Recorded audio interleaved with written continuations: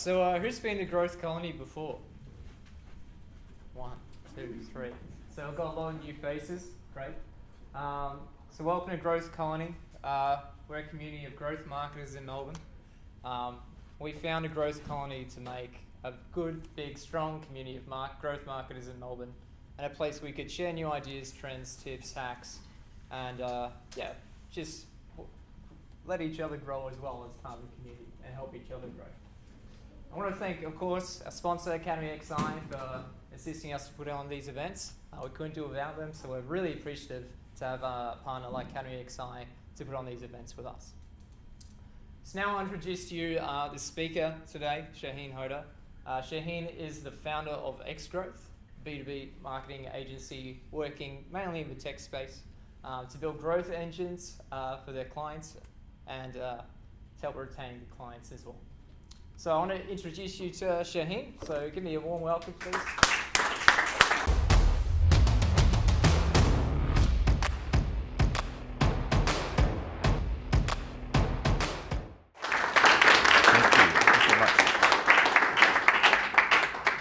Thank you very much, sir. All right, busy house. Thanks everyone for coming in today. So as Alex said, my name is Shaheen, and we're talking B2B today. So in 2017, there was a campaign.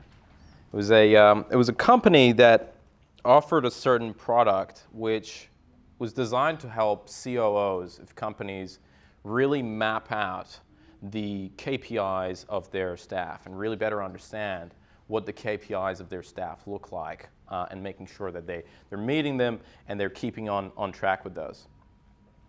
And this company, this was a product that they were offering to COOs, and they wanted to get in front of COOs and CEOs. So they designed a campaign, and what they did at the very beginning was they sent one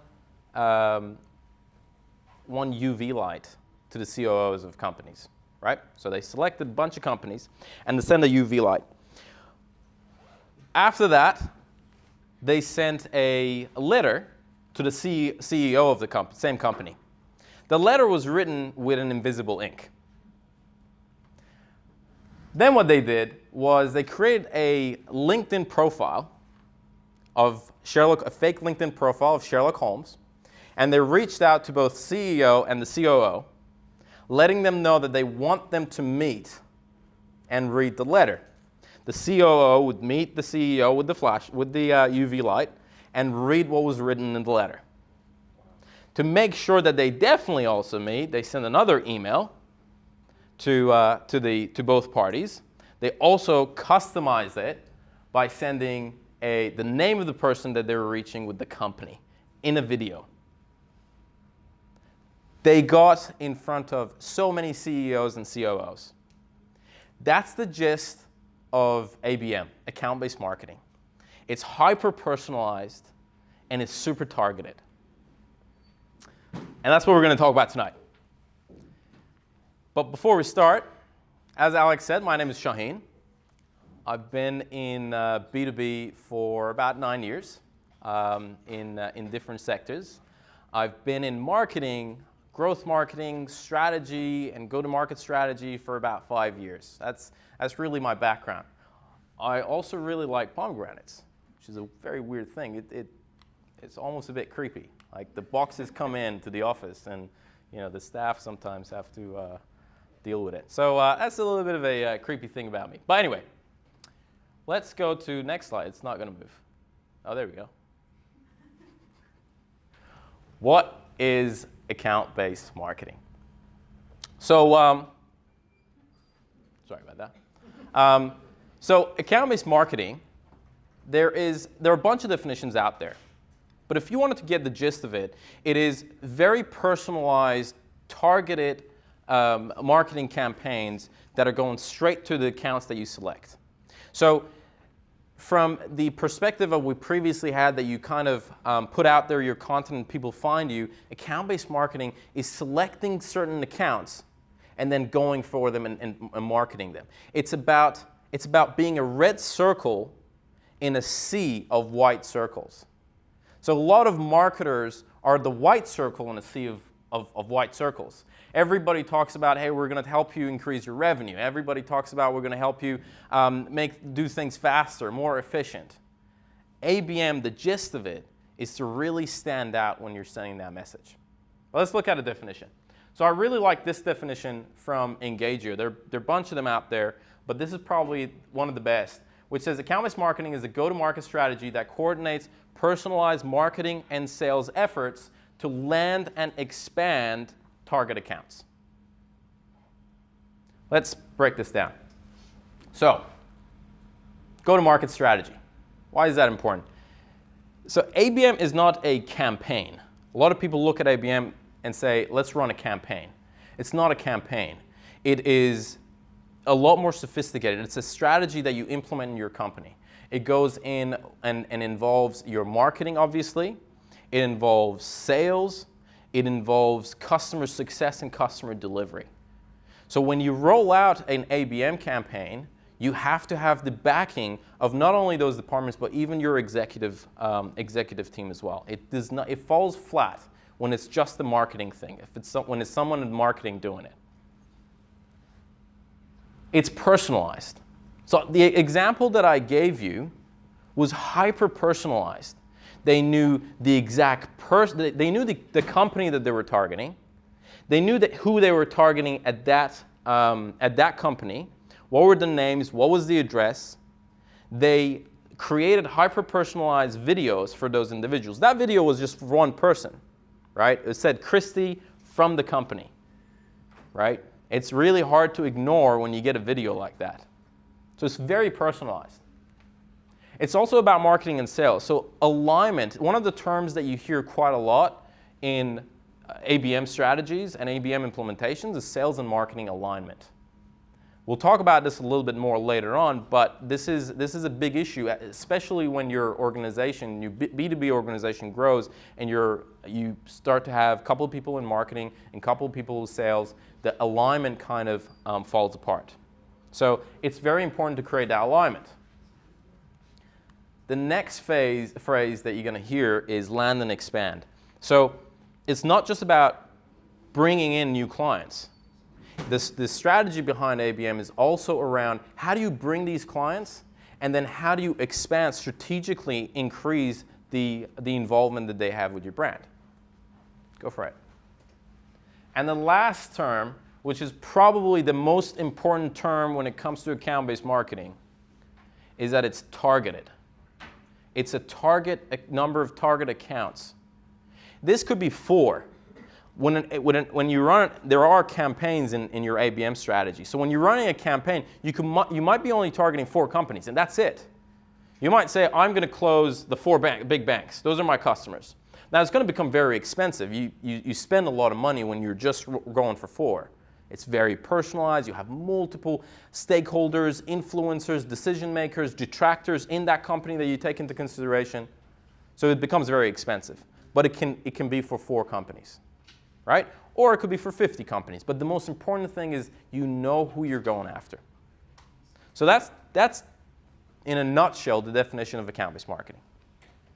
So,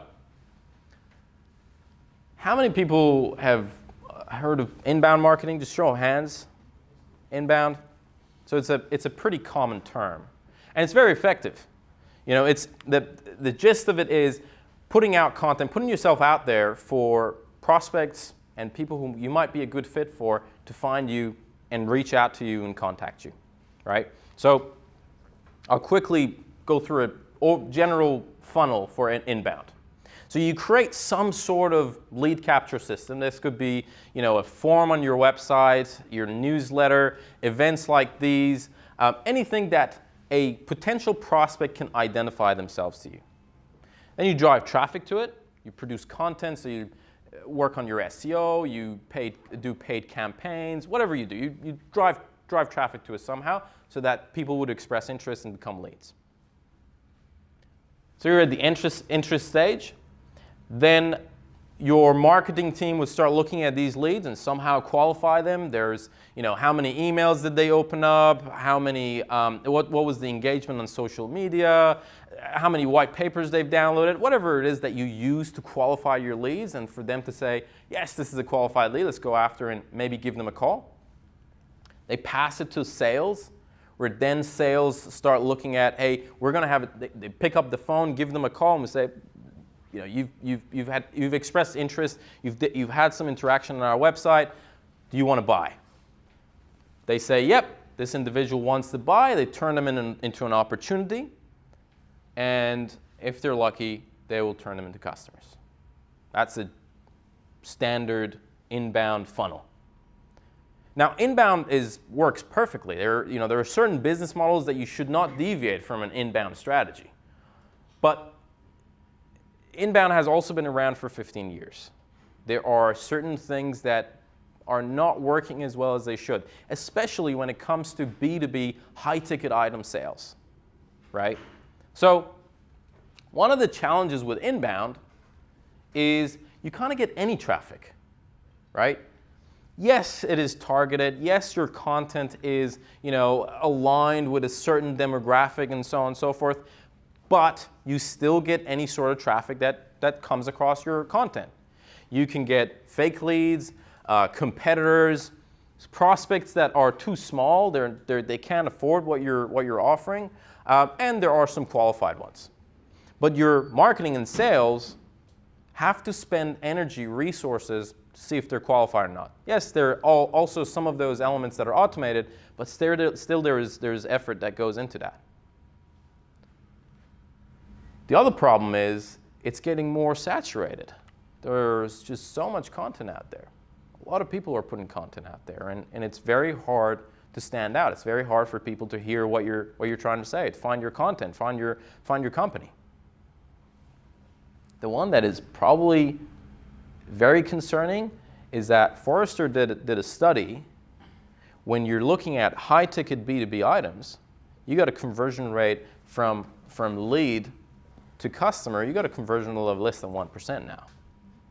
It's really hard to drag those people all the way through the funnel and turn them into paying customers.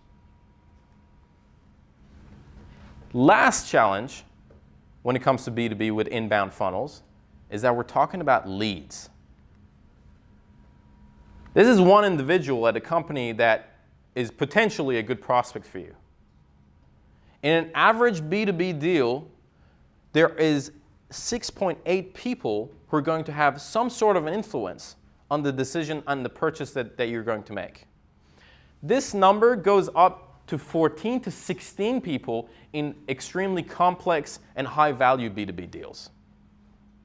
So when we look at it from a lead perspective, that's almost like 10% of what you're looking at.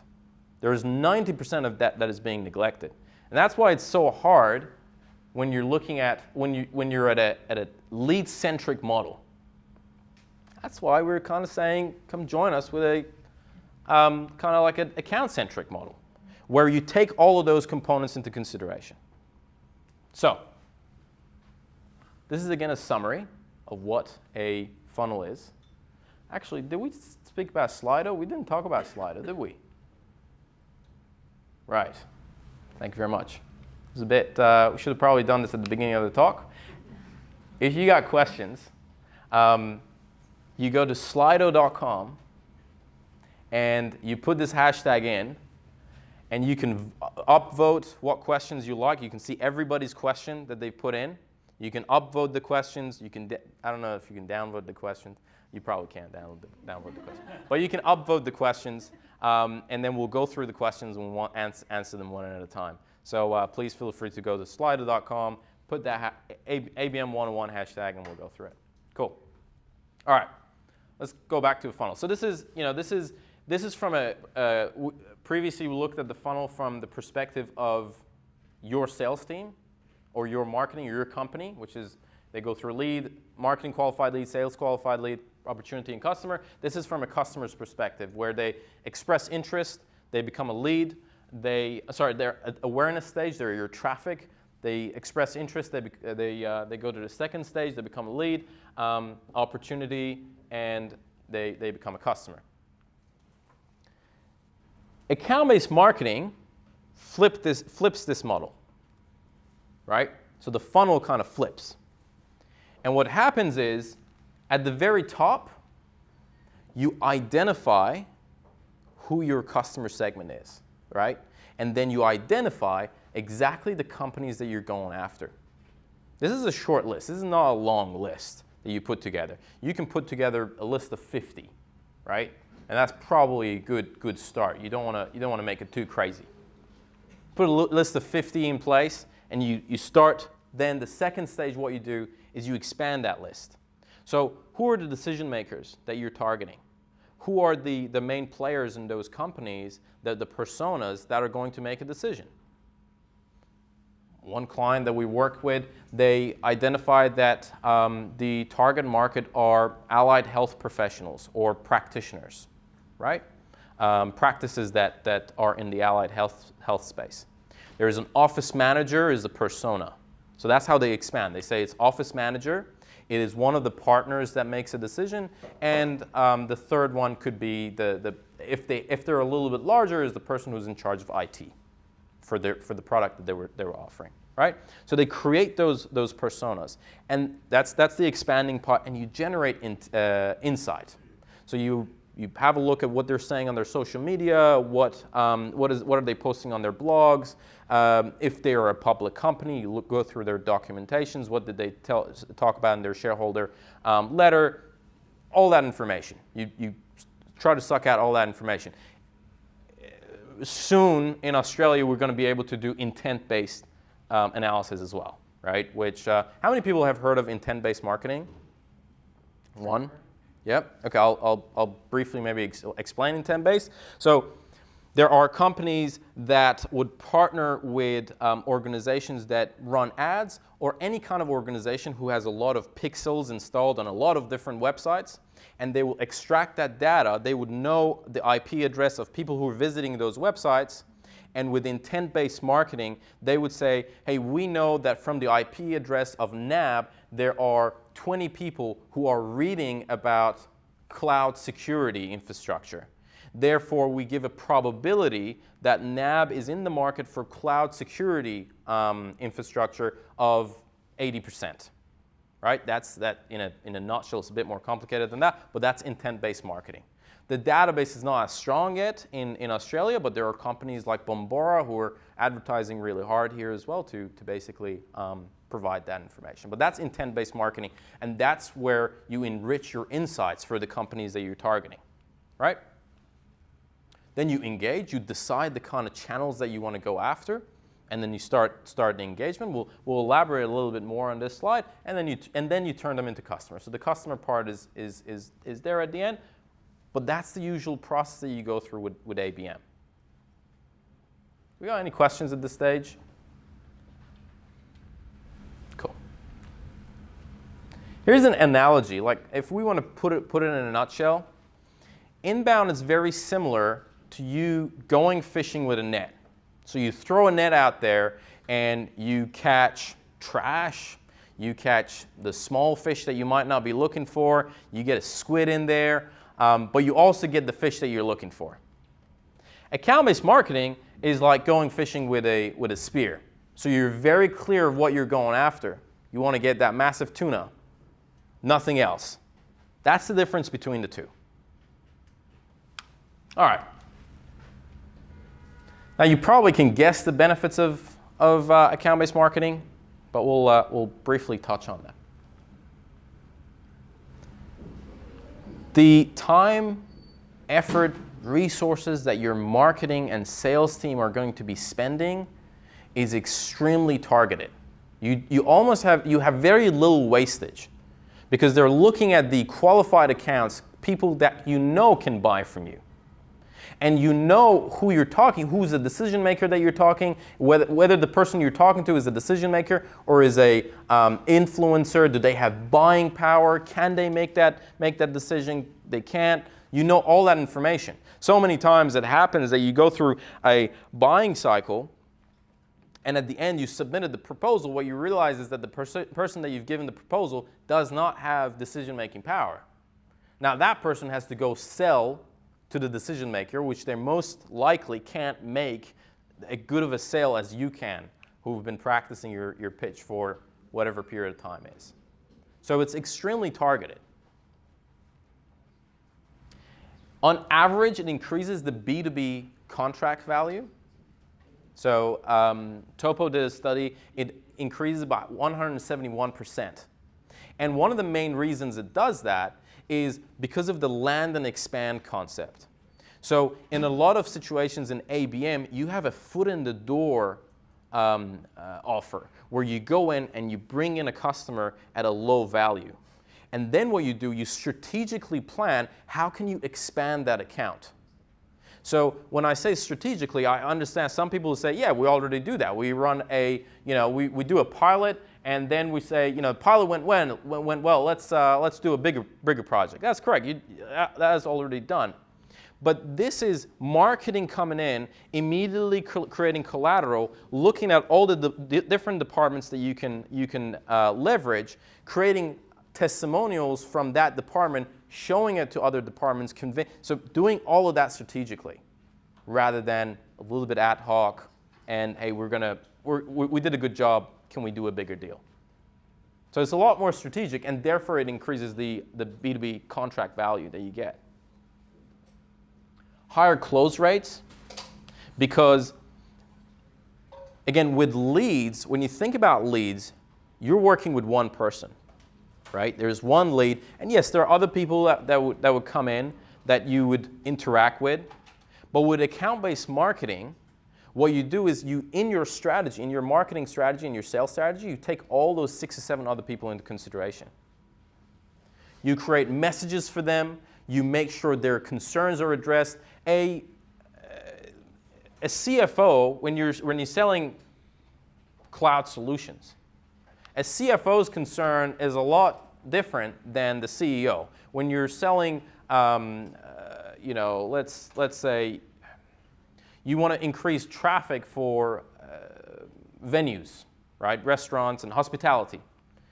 The concern of a IT, and you have a technology product, the IT guy at the hotel is different than the concern of the marketing manager than it is the concern of the owner. You gotta answer those differently. What you realize in account-based marketing, there are different categories. Usually, IT, finance, and marketing are detractors. They're people that if you don't get their buy-in, they're going to say, nah, let's not go after that. I don't think we should do this. And you might convince the CEO, you might very well lose the deal because the IT is not behind you. Because the IT guy is going to say, they're not familiar, this is something new that you're introducing, they're worried about their job, am I going to lose my job, is it going to disrupt, is it going to increase my workload? They're going to go to the boss and say, oh, I don't think this is the right thing. And guess what? Most of the times the boss is going to listen to one of the staff because what he thinks is if I bring this on board, alienate this guy, it's not going to be even implemented properly, we're not going to go anywhere. With account-based marketing, you take all of those into consideration, all those objections. Therefore, your deals move faster through the pipeline. And lastly is the marketing and sales alignment. This is really big in B2B businesses. Marketing produces leads, sends it to sales. Sales says that the leads are not qualified. They're too small. They're not the right fit. Marketing turns and says sales can't do their job properly. They're not calling them on time. There's always conflict between these two departments, especially as you start to grow bigger. Marketing and sales, and I'll give an example of a campaign later on, and it shows you how these two teams, and executive team as well, have to be aligned for these kind of campaigns to work. Do we agree on that one? This didn't, I should have said another line, I forgot about it, so this didn't work. But there's one other benefit that I kind of forgot to mention. And one of the really awesome things about account-based marketing is that you connect your marketing to your revenue. This is a challenge. Some of you might have heard people say, 50% of my marketing is working, but I'm not sure which 50%. Right? That's a saying. And in the recent years, there has been elements that has reduced that gap. You have attribution analysis that you monitor. This lead looked at this page first, and then they came and filled this form, and then they downloaded this white paper, so we know this is their trajectory. But it's still not there. That gap still exists. That you don't know what exactly got this person to convert. The beauty with account-based marketing is that you say, I want to close this 50 accounts. Let's make it easy for the math. I want to close 100 accounts, and I'm going to spend $100,000 on this marketing campaign. And you go through that process and you close 10 of those. And that 10 brings $1 million. So now you immediately know that I spent $100,000, I got 10 clients. That means that every single client is costing me $10,000. So in theory, if I put $10,000 in, I should be able to get $100,000 out. So $1 million divided by 10, right? So it becomes, because your accounts are very clear, when they close at the end, you know which campaign they came from. Yes, you will monitor that process of what happened in between, but for the very early stage, you don't need to be bothered with that stage in the middle. 100 accounts I've targeted, 10 of these that are on that list converted. I can connect that money really easily to one another. So that's one of the beauties of account-based marketing, that you can very easily connect those two. This is a campaign that Google ran right here in Melbourne. Probably ran it Australia-wide. Now, Google Cloud is they're a competitor of Azure and AWS, and the way that they sell, they have ISPs, IT companies basically, who they pitch their product, they train the staff of an IT company, and an IT company goes and sells their product. So the campaign that they ran was they started sending the Google Home pods, the placeholders of Google Home, with the name of the CEO hacked on it, right? And the message said, if you organize a 1-hour meeting with our cloud team, and we'll bring the rest of it to the meeting. That was how they were booking sales meetings to go and pitch their idea. Now, people are doing that with drones. They send the remote control, and they say, call us in, and we'll bring the remote. They're doing that with remote control cars. There are tricks that you can do in that space. There are multiple tricks that you can pull off. This is a campaign that I mentioned that really shows the alignment of sales and marketing. Now, this is a pretty simple campaign. This is a campaign for inviting executives to come to an event that you're having, right? So on this side, you see the time interval. So there are 12 touches with the prospect, right, in the span of time of 1 month.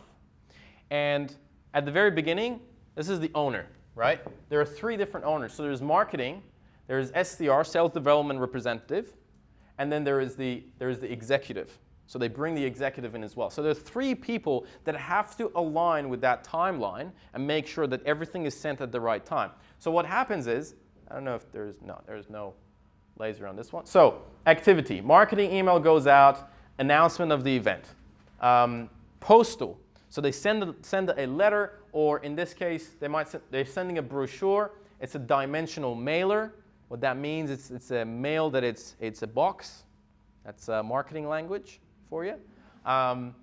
Instead of a package, dimensional mailer. Send that. It takes 3 to 4 days to arrive. On day 8, they send another marketing email explaining why to attend. People that it goes to, the first one goes to everybody. The second one, so this is where tiering comes in. You tier your accounts, and we'll talk about tiering and how tiers in ABM look like. But the first one goes to everybody.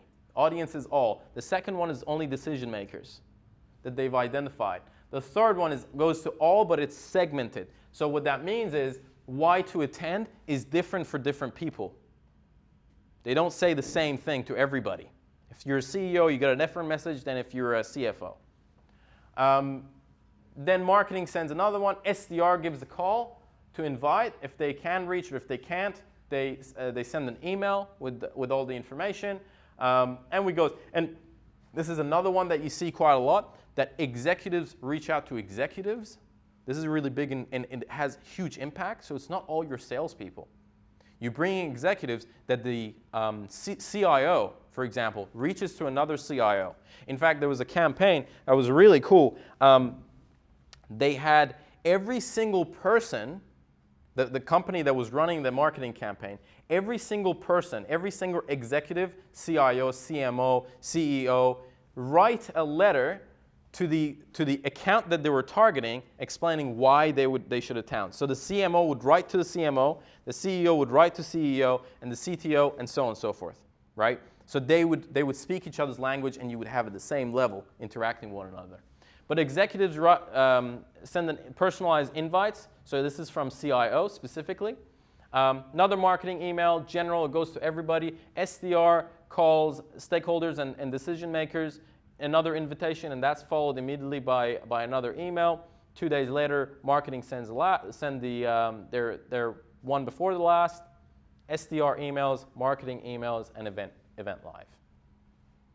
So the alignment is pretty crucial, and you got to get it right. And if sales and marketing don't play along very well with each other, and in a lot of cases, head of sales doesn't get along with head of marketing, it's really hard to make that coordination happen, because you could easily have a blame game going on.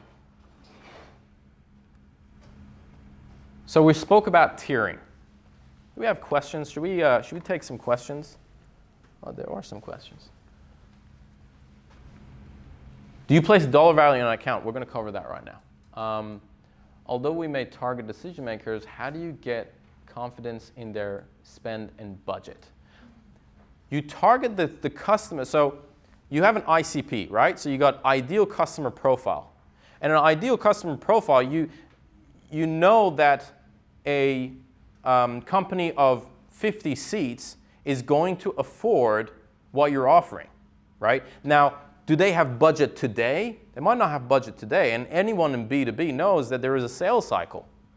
The budget might come in next quarter, but what you're not doing is you're not all of a sudden dealing with a 10-seat organization where you usually deal with a 50-seat organization, where you know that the 50-seat organization is a good fit.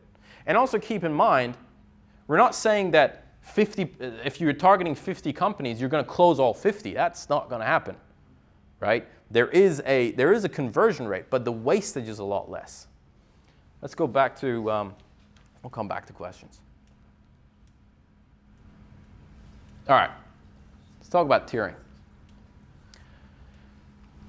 Tier 1 at the very top is one-to-one. So they call it strategic ABM. So this is where the example that I gave, that you come and say, I want to close I want to target the 4 banks in Australia. And then you create a one-to-one strategy, because it's really difficult to close those companies. Then it's scale ABM, which is one-to-few. We'll talk about the details of these. And there is programmatic ABM, which is one-to-many. It's less than about 1,000 targets that you might have in those. And what generally happens is that you go from low to high when it comes to investment and your ROI. So your ROI goes higher as you become more personalized and more focused. All right, strategic ABM. So here's some details of what we've seen in the market and some of the studies that they've done for ABM. So these are highly personalized campaigns, both for the accounts and the personas within those accounts. So your campaign you could go as detailed as, in my campaign, I have a specific sub-campaign for the CIO of NAB. The budget of these could go up to $50,000 per account. Because once you land NAB, that could be a $3 million deal. So $50,000 is nothing compared to that. The median number of accounts that you pick is about 14. You don't go beyond that. Sorry, you do go beyond that, but that's the median number. And the approximate deal size is $300,000 plus, you know, in the millions. Then there is scale ABM. Scale ABM is probably the best place to start.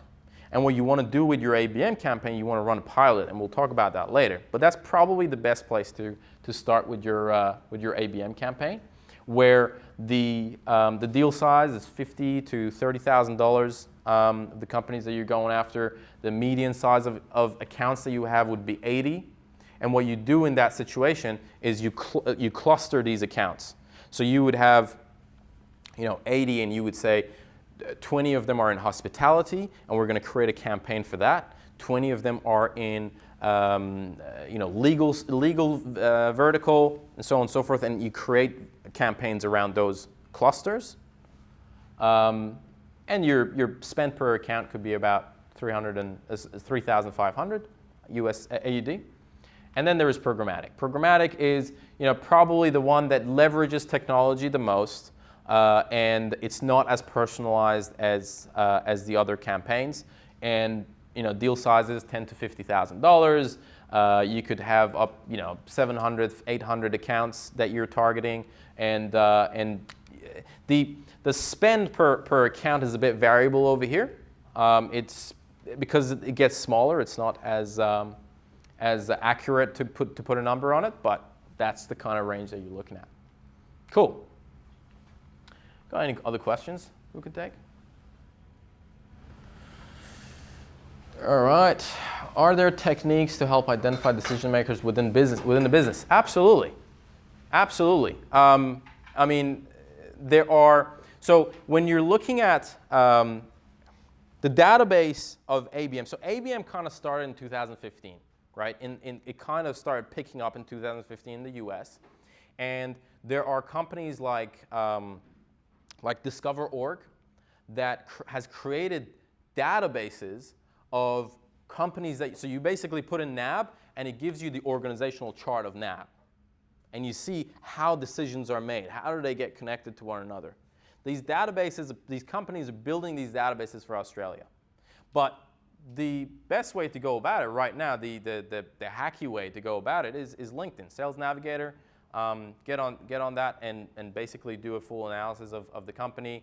Put in, you know, with Sales Navigator, you can do seniority filters. So you put in, I want to see directors, for example. It gives you all the directors. You can put keywords in there for technology, CIO. You get all that details in Sales Navigator, and you can do an analysis. So that's probably the best way for Australia to go about and getting that information. But I probably give it about a year, and you're going to have companies that are going to offer those services here in Australia for organizational charts. Let's take another one. Although we may target not apart from email, what are the channels that are good for ABM? All right, that's a good question. Industry has 200 big tunas. I've speared 3 of them. How can I leverage ABM to snare the others? All right, well, I'll come back to both of this. So what was the first question that other channels. Channels that are really big with ABM that work really well. Direct mail, amazingly well. We ran a campaign with one of our clients, and they sent a pot with seeds in it. That was the first mail that went out to their target demographic. The second one was another pot to water the plant, and then they followed up with email and what do you call a phone call.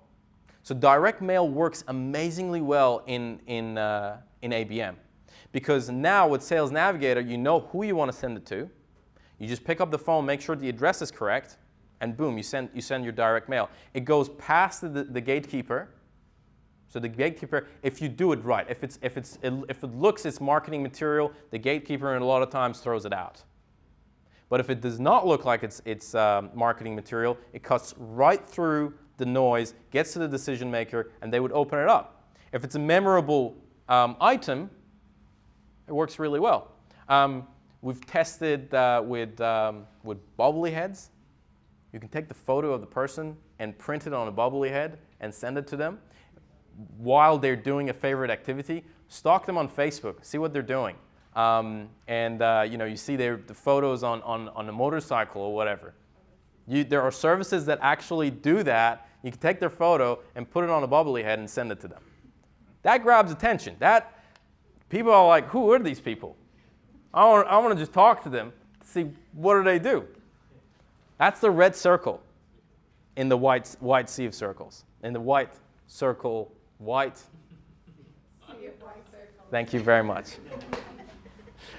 What else? Events, anything from a private dinner with a private invitation all the way to conferences. You can get very creative with events. And again, keep in mind, when you cluster your target accounts, sometimes we're saying you can spend up to $50,000 per account.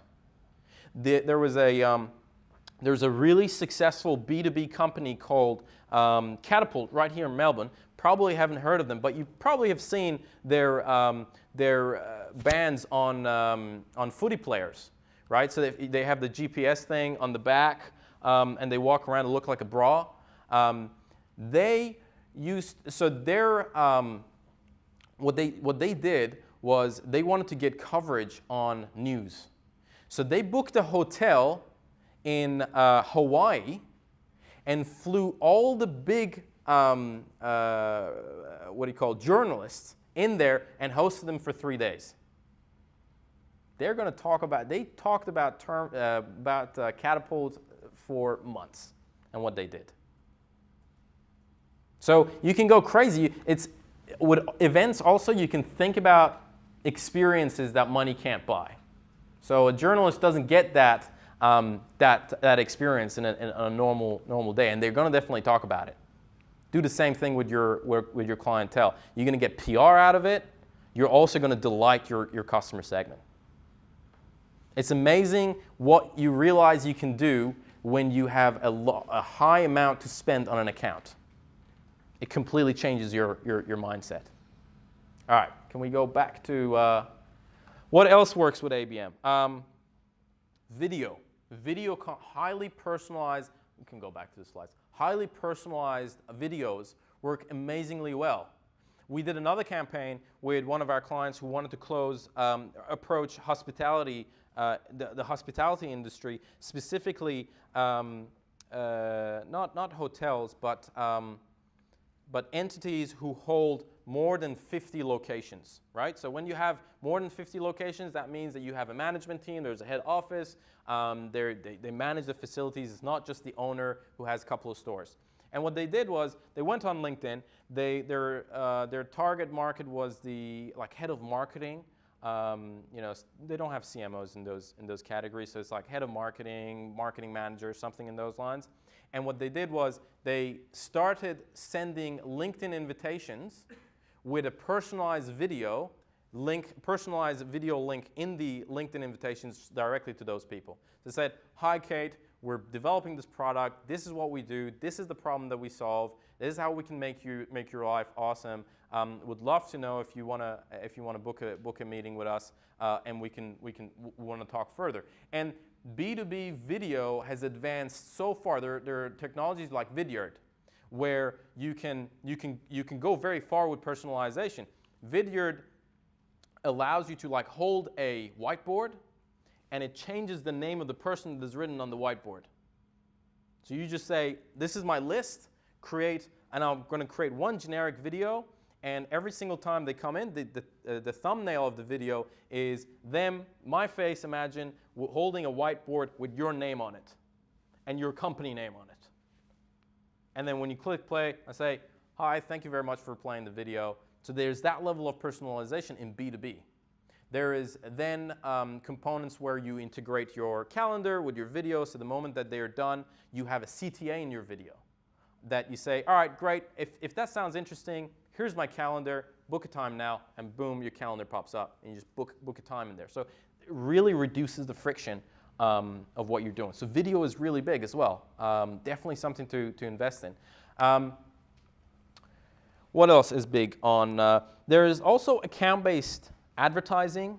It's, again, just like tools for, in Australia, databases are not as mature, where they would do targeting based on IP. So they would create a database, and they would say, I keep giving NAB as an example. This is the IP of NAB. So everybody who logs through the internet through that IP, we want to show these ads to them. So you can do a certain level of personalization. But for Australia, probably your advertising is best to go with LinkedIn and include a little bit of Facebook in there. Twitter also plays well, so you can test with that. But one of the things that you would realize with B2B is that advertising is not for conversion. And a lot of people in B2C talk about, we're running these ads and we're going to get closes. People are going to contact us. It doesn't work like that in B2B. They call it air cover, marketing providing air cover for sales and other marketing activities that are happening. That when this individual has received a handwritten letter from you, they also see your ads pop up on LinkedIn. They also, if you're able to do the targeting, they also see your ads pop up on Facebook. So that's just air cover to make sure that you're kind of in their face. Not as harsh as some of the banner ads are, but Okay, so that's the styles of ABM. Are there any other? Can't think of anything that works really well. Web personalization, that's the last one, I promise. Web personalization works really well in ABM as well, where your CRMs usually offer those things. HubSpot offers web personalization, and you can do that based on the accounts that are coming in. So if you have the database, you can do the customization. If you know the city, some companies just do it based on city. They would put a photo of Sydney. If a lead is coming, they can identify that traffic is coming from New South Wales. They would do the same. They would do a picture of a skyline of Melbourne if they know that someone is coming from Melbourne. So there's those kind of elements. But you could go really crazy with personalization as well. Sometimes it's a little bit too creepy. So just keep that in mind. All right. What do we got next? OK, common mistakes. All right, we're almost done as well. Common mistakes. As to the marketing department's thing, that's a big mistake. This is something our marketing is doing. We're not going to be involved. And I gave you examples of why that happens. Lack of sales and marketing alignment, same thing. It completely, your ABM campaign falls flat completely when you don't have that alignment sorted. I know these sound boring. I know they're like, yeah, whatever, man, like we get it. But it's so trivial, and it falls flat. Your campaigns fall flat so many times because of these reasons. And the last one is making sure you run a pilot. ABM campaigns are complicated. And if you haven't done them before, there are things that you're going to mess up. So you don't want to, first of all, burn some of your top grade accounts in your first attempt. And you also don't want it to be too big, but you also don't want it to be too small that you can't get results out of it, right? So you got to make sure you run a pilot first. Okay, if you want to get your feet wet with ABM, really dirty tactic to go for. Pick 25 accounts. Write a letter in a green envelope that really stands out. Make sure on the envelope it's handwritten, it's for who you're sending it to. Wait 3-4 days for it to deliver. Send an email and embed a video in there that you're talking to the person that you're sending it to. Yes, it's tricky if they haven't opted in Australia. You're not allowed to send those videos out.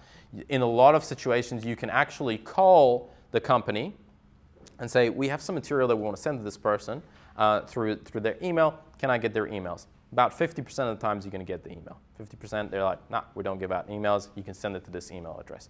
And you can do that. You could send it to that email address and see how that goes. But if you don't want to scrape it off LinkedIn or whatever it is, whatever tool that you can use to generate emails, you could call them up and ask for it. And then follow up with a phone call.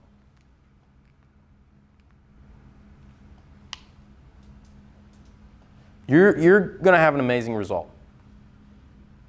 Let's have a look at a couple other questions. Are there any questions over here that anyone wants to ask any questions out of the queue? Nope. All right, we'll go to the queue. If one is selling a service that may not be required immediately, video production, once the target has been acquired and warmed, how do you proceed? In terms of, so are we saying like they don't want to buy right now? Is that the question? Maybe somebody could clarify on that point.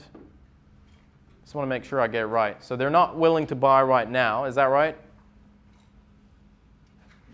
I don't know if I like these Slido stuff. It really reduces engagement. Is it not urgent? Like, what's the deal? That's a good question. Oh, no. All right, well, I'll give it a go. So they don't want the service right now. This is where your content comes in. So in ABM, we're not saying you're getting rid of your content.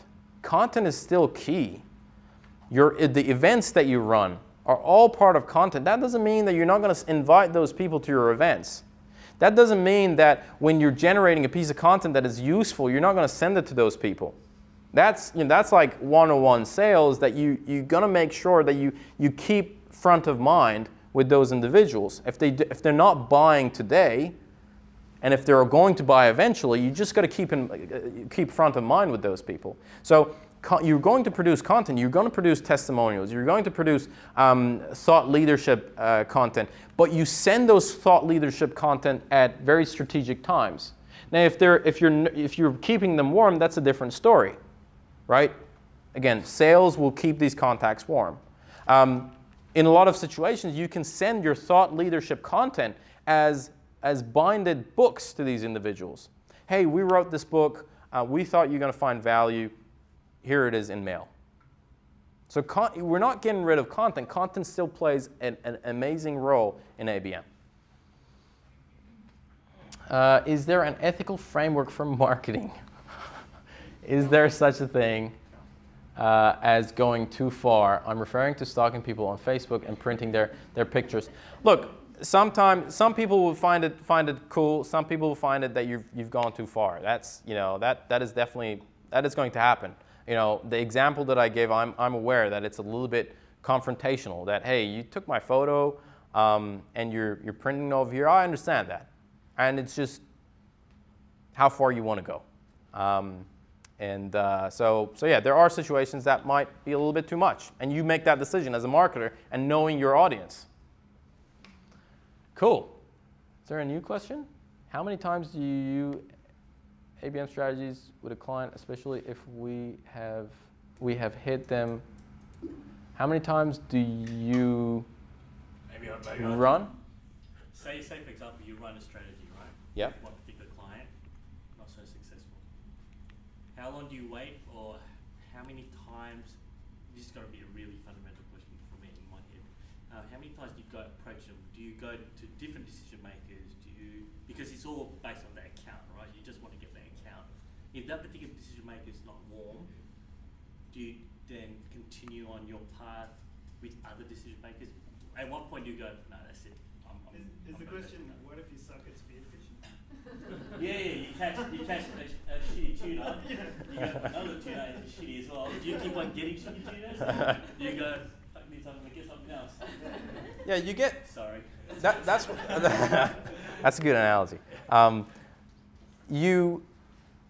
First of all, that's why your pilot has to be. You have to go through. What do you call it? You have to go through a pilot because you're going to burn a couple of people because you're trying this out, right? And there are mistakes that you're going to make. So that's why you should go through a pilot to see the problems that you're going to face, right? Now, in a lot of situations, ABM is going to leave a positive impression on the person that you're marketing. It's not going to be the pushy sales that you're going to go after, right? The people who got the letter and the UV light are like, this is pretty cool. In fact, Engagio, the guys that I quoted right at the beginning, they have statistics that 100%, and this was crazy when I read it, 100% of the people that they have a personalized ABM strategy for appreciate the strategy. We're talking highly personalized. 80% when they run their ABM campaigns, book a meeting with them. Now, they don't become customers, but 80%, that's a crazy number. Now, that's like, that's like saying Amazon's, what's the SaaS product of Amazon? Prime. Prime. Amazon Prime has a massive conversion, has like an 80-something% conversion. Therefore, every other SaaS product has to have a 80-something%. That's not the case, right? Engagio is the guy who founded Engagio founded Marketo, sold $4-point-something billion just a couple of months ago. They know what they're doing, right? But the point is, a lot of people, you leave a positive expression with them, right? So it's not a no-no to go back to them in a year time if you feel like it's not a good fit. But in a lot of situations, you also build a connection with those people. So you can follow up with them later on. Cool. Are there any other questions? We kind of went through, yeah. Do you have a typical time frame when you run an ABM? Yeah, you can't have it less than for an ABM, like a pilot, it usually takes about 3 months or so to run a pilot. I got another set of slides. Can we go back? If you guys want to go through those, yeah, please, Will. Yeah. So say you start making some sales, can you leverage those sales from your targeted accounts to kind of, I guess, Expand the account. now kind of like bring that back into your ABM strategy as a piece of content? Absolutely. I mean, not so much just a case study, but have you seen scenarios where you kind of create like some peer pressure in the industry? So that like NAB has jumped on. And then you kind of champion that, like. You're saying social proof? Yeah, effectively like social. You're using social proof, like Yeah. all these other competitors are using our product, why aren't you? Like sending that to the new clients where basically like we just signed these people on board, here's what we're doing with them. I haven't seen campaign that way, but I mean, you can do it with a case study. I know you said not case study. So how would you? I mean, that's the question I guess you're asking, right? How would you go about doing it? Because the case studies kind of get disregarded in some case studies. It's a bit like a logo wall, really. Yeah, I mean, these companies are on board with us. Yeah, I haven't seen a campaign like that. That would not be a case study. Would not be, hey, we did this for this company, and you're right in the same demographic. Like where you get your clients to meet with. Oh, yes. That's a really good point. There is a campaign, and that goes with events. So you hold events, and what you do is you invite 8 new customers, and it's a private dinner, and you have 2 customers in there that are advocates. And the event is around, you're going to talk about the state of, security, infrastructure security. And you already have 2 existing customers that have worked with you and you've done something in those lines with them. So you bring all of them together and you let them mingle. So that's one of the campaigns that I've seen ran before. Yes. So 8 invitees, 2 existing customers, 6 prospects. That's the formula we're talking about? 6 prospects? 6 people who aren't customers yet. Yeah, I mean, like the numbers are roughly around there, but I was, yeah, exactly. Oh, yeah. So, yeah, 8 minus 2. That's right. Yeah, so that's one way you leverage, correct. You bring 6 people, 2 of them are 8 people, 2 of them are customers. Yeah. Correct. Cool. All right. Now, I got a couple of other, there's a pomegranate right there. I got a couple other slides over here. I wasn't sure if we're going to get a chance to go through it. It's a little bit late. We're kind of ran out over time. Do you want to see the detailed process of what you go through with account-based marketing? Yeah. Yep. Okay. There are no no's. Cheers. All right. I'll go through there are 7 steps. There are 8 steps. Every single one of them can be like another talk, but we'll go through them really quickly, and then we'll wrap it up in like 2-3 minutes. All right, so step number 1, you define your ICP. So who's your ideal customer profile? You pick your accounts. There's a whole process of how you select accounts. And there's a whole process of how you tier them.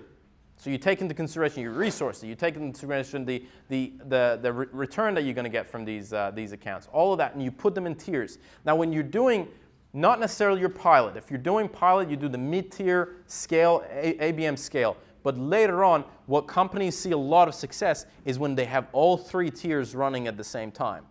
So they have a mixture of those three. So you tier them. You identify the personas in each account, get as much detail as you can about them. You develop account insights. So again, you capture as much information about those personas and those accounts as much as possible. You generate account relevant messages and content. And this could be, you could generate a whole ebook about how NAB can improve their cloud security. A whole ebook just for NAB because you have the budget for it. That's the level of personalization that you can go down. And that's the kind of content that you want to create. And you can create those content for different stages. So, you got the awareness where you got thought leadership and you provide them with information. Then you go through with consideration material, which is, not white papers, but case studies. And you then go to competitor analysis when they're doing consideration. You do ROI analysis towards the end and how-to documentation. So you can map all that journey with all these content that is relevant for different stages of the funnel, and make it as personalized as for an account. Decide on the channels that you want to interact with. So just like we said, like in the quick and dirty example that I gave, we're doing direct mail, email, and phone. So you could, you decide what channels you're going to reach them.